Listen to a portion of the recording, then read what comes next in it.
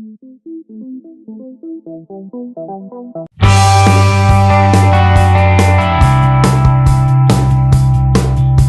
everyone, welcome back to my channel. It's EveCalma here.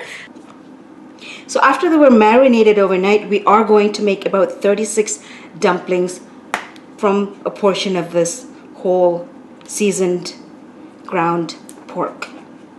And I am going to actually cook these 36 dumplings as if I'm steaming them, but not really. I am going to show you how I cook them. This wrapper is called dumpling wrapper. Okay, so let's get started and follow along. So just a teaspoon like this, and then just wet the corners and then put them together. Just press tightly a little bit so it doesn't open when you cook.